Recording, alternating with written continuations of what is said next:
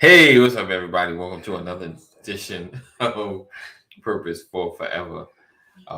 We appreciate you guys rocking and hanging out with us. We are the Walkers. We come on every Monday at 8 p.m. Yeah, move it over a little. There you go. 8 p.m. We discuss our journey into marriage and sometimes have guests on, but it's just us today. Talking about, is money the biggest reason divorce happens? Is money the biggest reason divorce happens? We're gonna dig into that.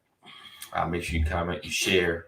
Let everybody know that Purpose for Forever is in the buildings and all that, and then some. So we'll be right back right after this. Me and you together, our purpose for forever. Won't let nothing ever tear us apart.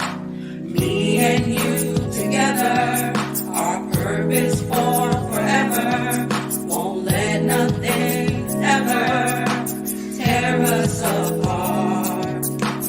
Me and you together, our purpose. All right, welcome back. Welcome back. Yeah, welcome back. Thank you guys for being here, hanging with us. Let's do this. Spliggity splow. Let's come on back I here. can't function when I can't see my face. All right. There you go. Bam. Nope.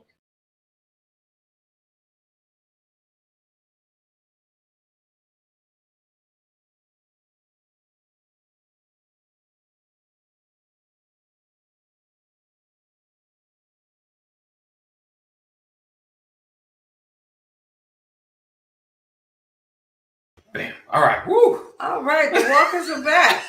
That was traumatizing, even for me. And I'm on this side of Okay. on this side of the camera. I don't know what he's doing tonight, but we are here. Listen, so as a side note, as a disclaimer, I'm just gonna say, a lot of these conversations, we don't always have pre-conversations. Right. So y'all may get a few raw comments here and there. But just know we love each other. We gonna be all right. Yeah. All right. So, like I said, today we're discussing, is money the biggest reason divorce happens? A lot of times, from what I hear people say, the peoples, they say that question don't even really. It should say, is money one of the biggest reasons people divorce? Gotta make it dramatic. Oh, but go ahead. Okay, so is money the biggest reason divorce happens, or is one of the biggest reasons divorce happens? And the conversation is more or less sometimes not even the lack of not having, but is it because of the lack of, or not making enough money coming into the household, part of the problem, or is it more than that? Is it the money part, or is it something else, and money gets the blame? Is it money's fault? What? Is it money's fault? I have no idea where this conversation is going. But unless you just really married a selfish, irresponsible person, right. I really don't think that money itself is an issue. Okay. Now, of course, there can be added frustrations in the household, right. if one party is either not making enough money or spending too much money. Like, it could be a factor in that sense, but it's really not the problem. The problem is they haven't had the proper conversations about money. Like, when you're dating somebody and you go out, and if he's paying all the time and whatever, right. You might assume he has a good job. Right. If he's spending money more of the time, you might assume, different things. You don't know all the time what his credit's like. You don't know what his spending life is like. And then you get married to somebody and you realize that he has 70 pairs of sneakers in his closet. Or you realize, he don't pay his bills on time. Like, when something get cut off, he just finagle it and get it turned back on, or he just get a new phone. Right. Remember back in the day, people that had a new number all the time, and they say, "Oh man, I lost my phone." Right.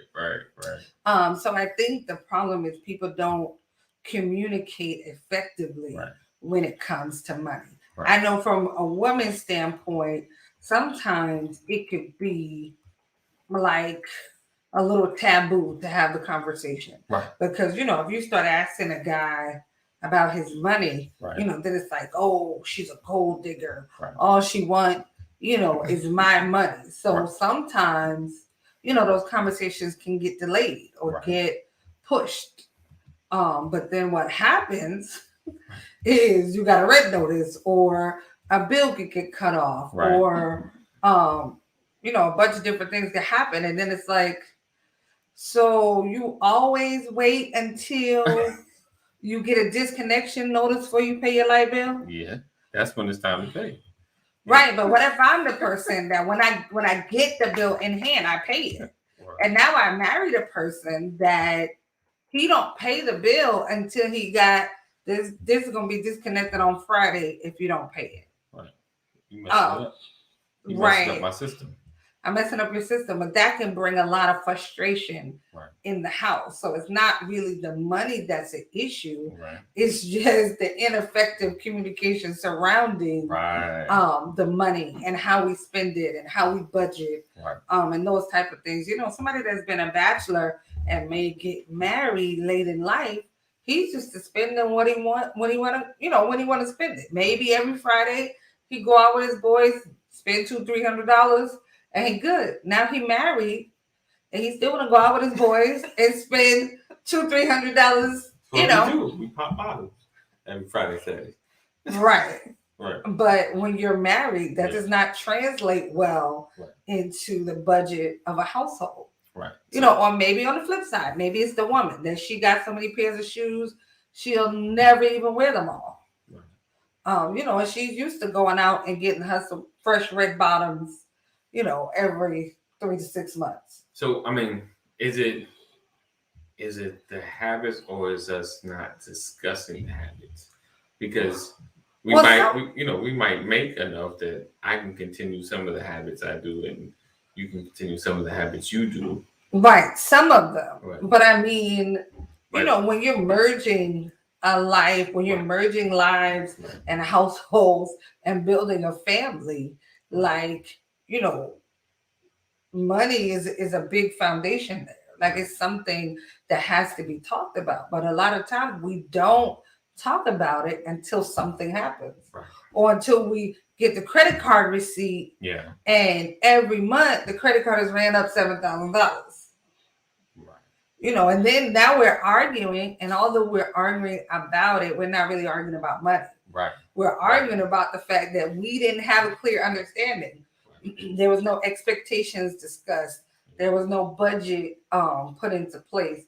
So I don't really think it's about money per se. Right. It's just we never talked about it. Right. So I think, and that's kind of why I wanted to kind of have this conversation. Right. Because a lot of times, hey Lisa.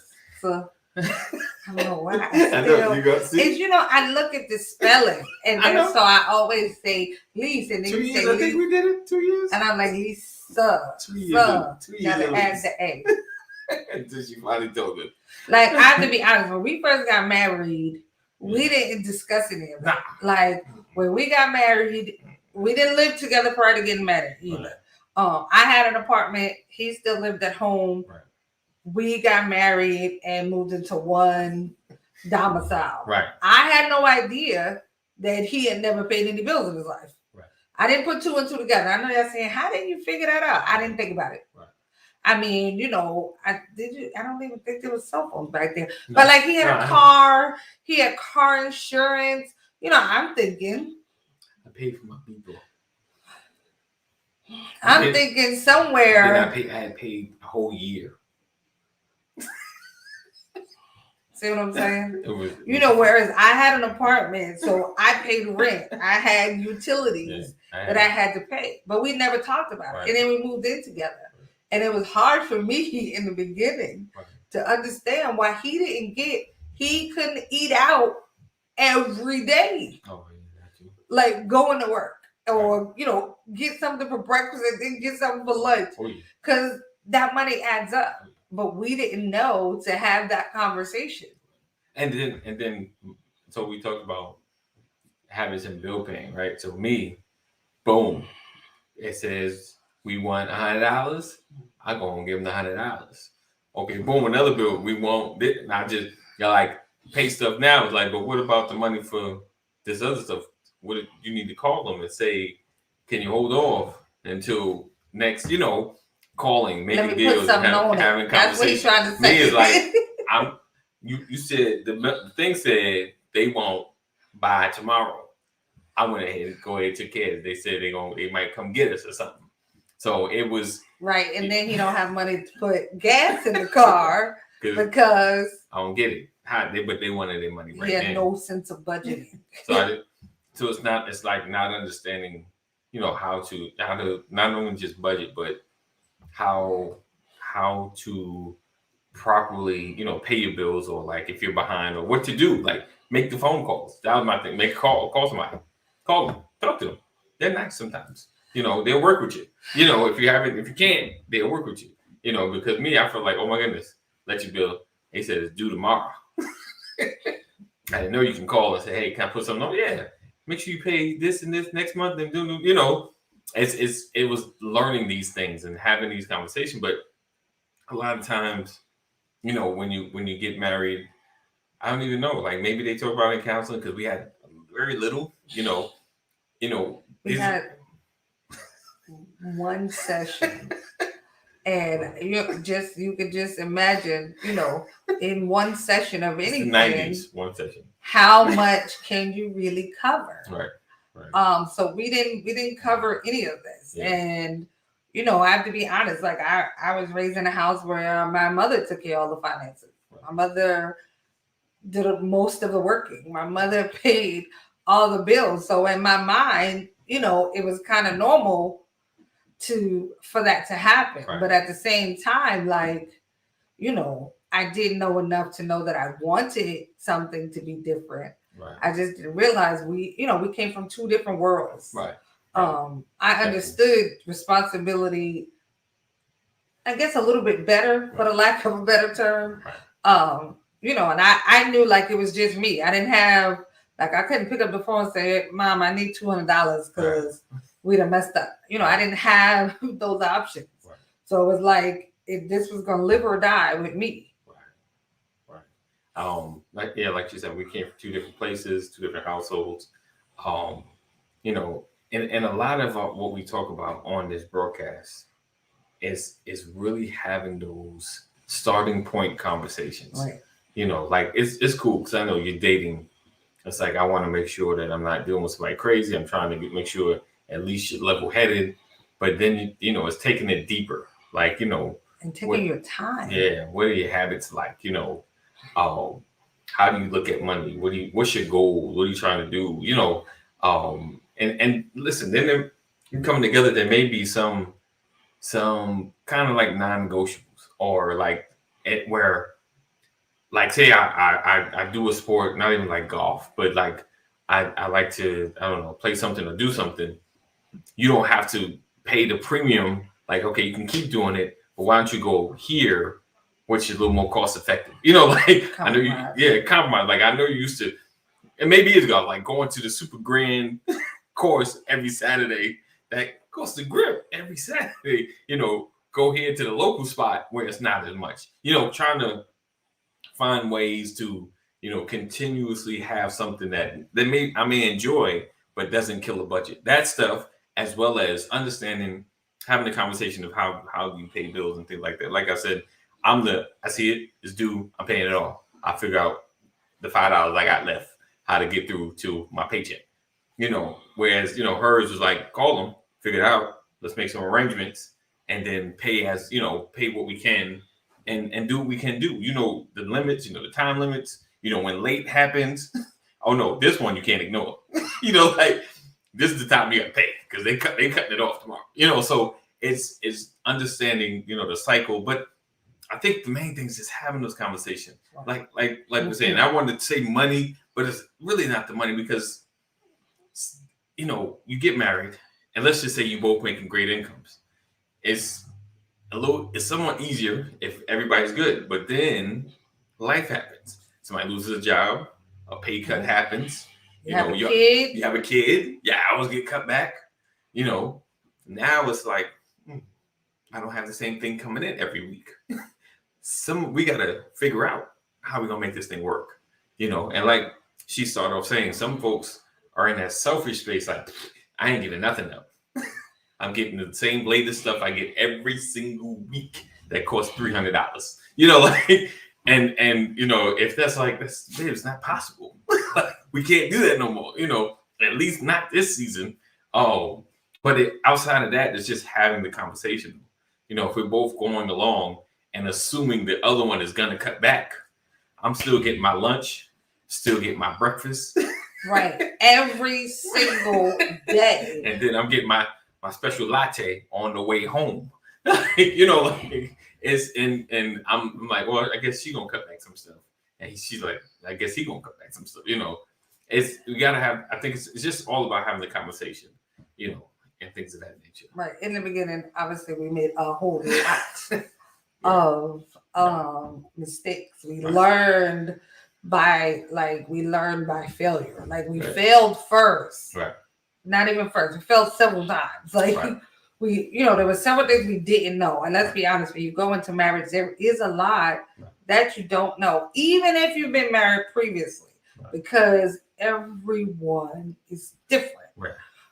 So there's always going to be things you don't know. There's always going to be questions that you need to ask. There's always going to be desires that you have to make those desires known.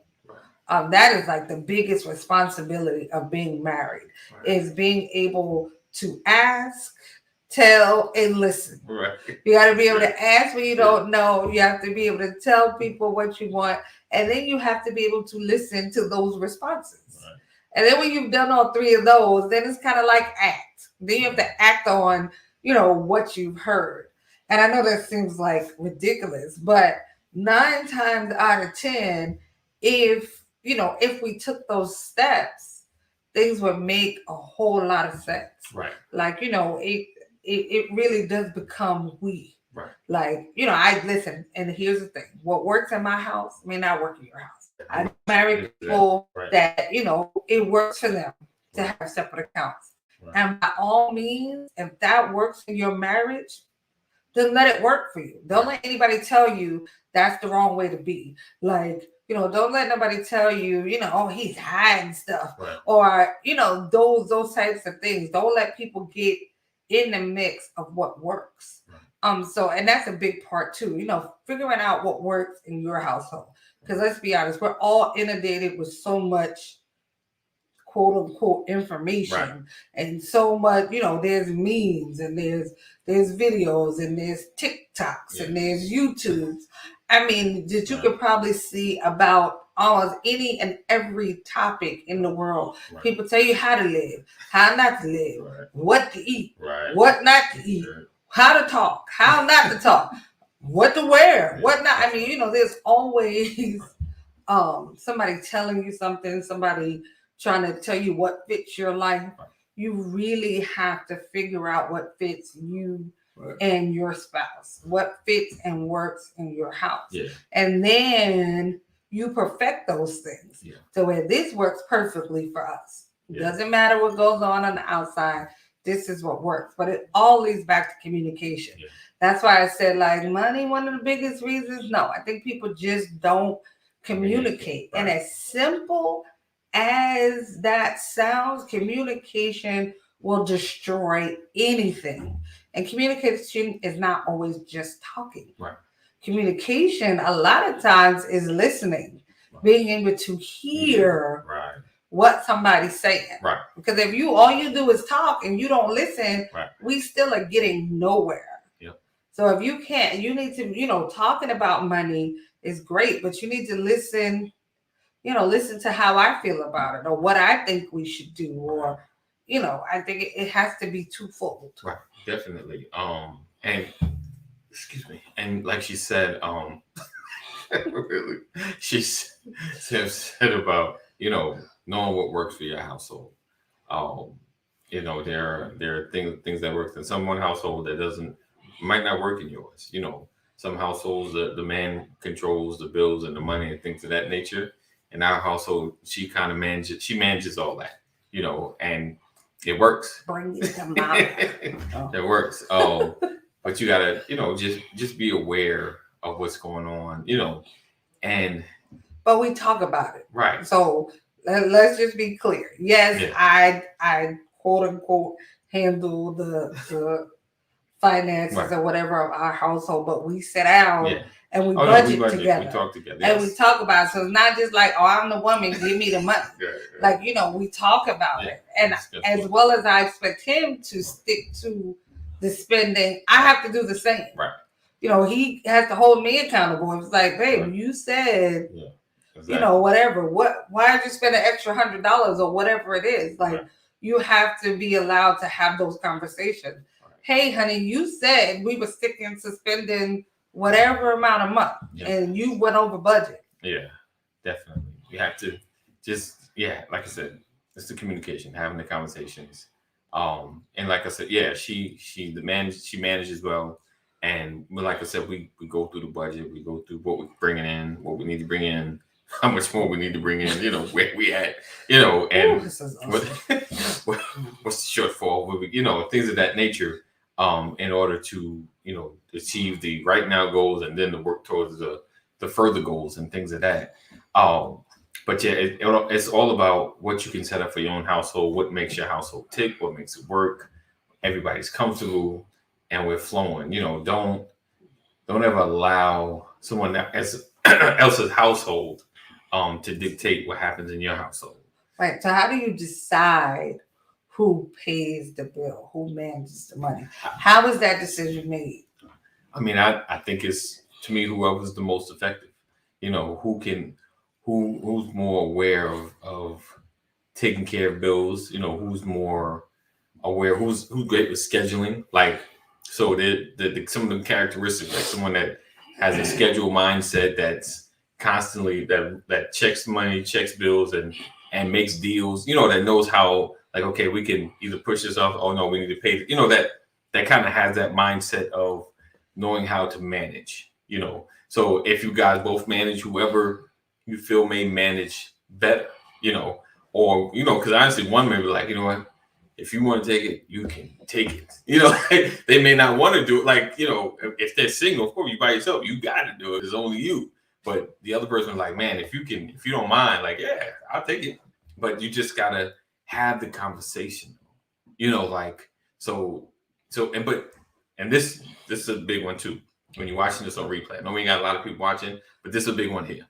So it's not just, you hand it over, here's the money, these are the bills, we have a discussion, and then like you look at the bank account and something off, and then now like you on her back.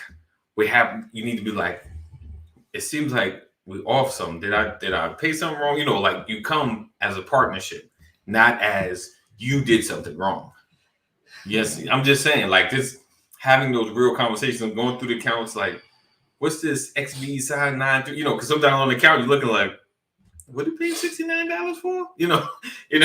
Those are usually my conversations. Right. Like, and so it's about having those conversations in order to get us to a better space, to get us to a better place, to become a better couple, because in the end, you want a cohesive marriage, one that's functioning, one that's moving forward, one that's creating a lifetime legacy and all that great stuff. But you can't allow the financial conversation to be the detriment of your marriage, because it will be. It will be. All right. My bad. No, go ahead. To be, be right. The thing that's the killer to your marriage, or the beginning, because this is where conversations begin to shut down. We stop talking to each other and we mad, because we're not talking about it. So it's definitely, it really matters to keep the conversation going. It's okay. There's gonna be screw ups. Oh man, I didn't realize I put that on auto bill. It's okay. It's not the end of the world. We'll figure it out. Sometimes I feel like the end of the world. Like, I'm a person, I strive to be very detail oriented with stuff. I try to be very meticulous with the way that I do things. So, when there's one little hiccup that just throw off everything, right. Ooh, if you could see the insides of me just jumping up and down and raging. Like, of course, by the time I get to him, I try to be very, very calm about it. But that is, because I feel like all the hard work, like we talked about this. Right. Then we talk about this, and his famous thing is, I forgot that was going to come out of there. But we learned. Yeah. We learned, and now we can laugh at a bunch of this stuff, a bunch of the hard lessons that we learned.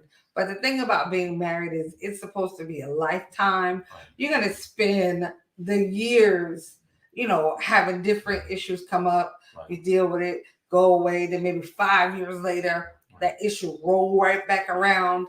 Right. The thing is, you don't want to have it so you don't effectively deal with it the first time. Right. So when it come back around, you already hot.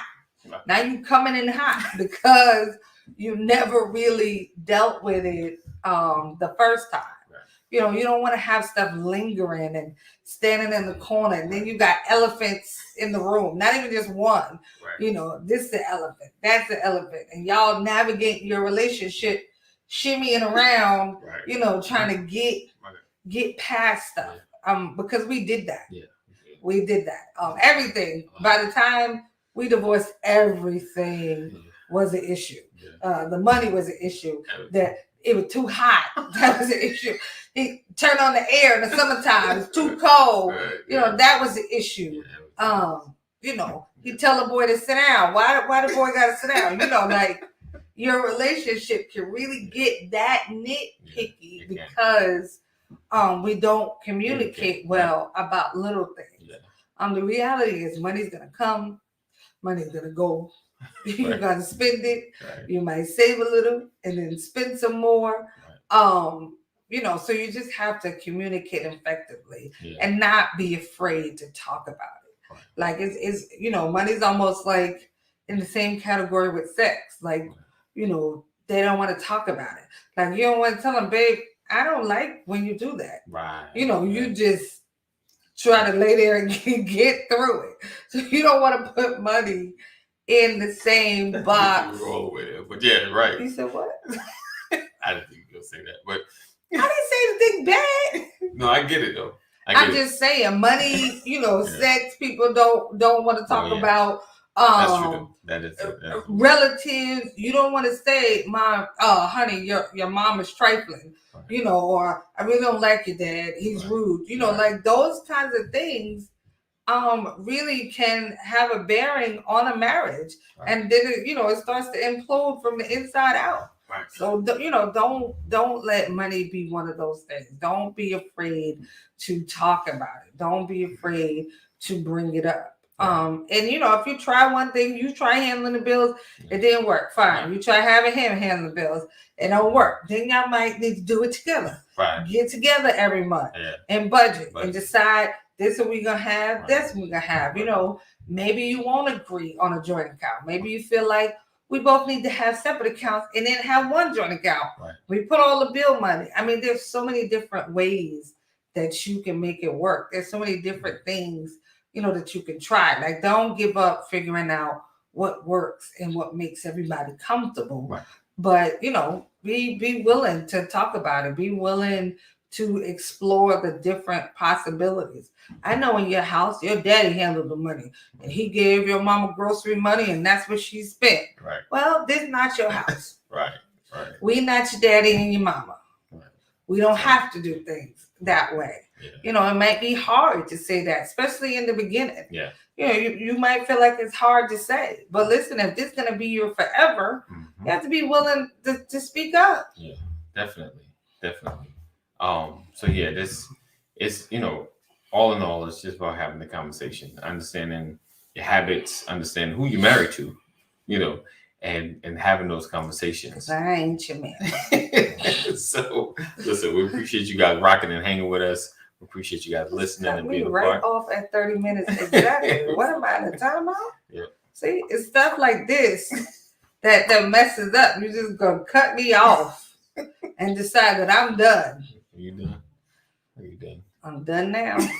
I mean, next week we're going to talk about how to tie kids up for 30 minutes because I don't understand how the older they've gotten, the more they run around. They were better when they were younger. Thank you, Lisa. I appreciate you. Listen, these kids. I don't understand. But we appreciate you guys rocking, being here. Make sure tomorrow you check out the Brothers of Legacy as well as Sisters of Legacy at 8:30. And we look forward to seeing you in the place to be. Seems like same time, same channel tomorrow for Purpose for Forever. No, we'll be on next week, Monday at 8 p.m. Come on, guys. Give me a headache right there. Right here. That's in the middle. All right. Thank you guys. So we look forward to seeing you guys next week. As always, love intentionally. Love unconditionally. And love on purpose. You gotta be so extra. Why can't extra is good sometimes? Not really. Me and you.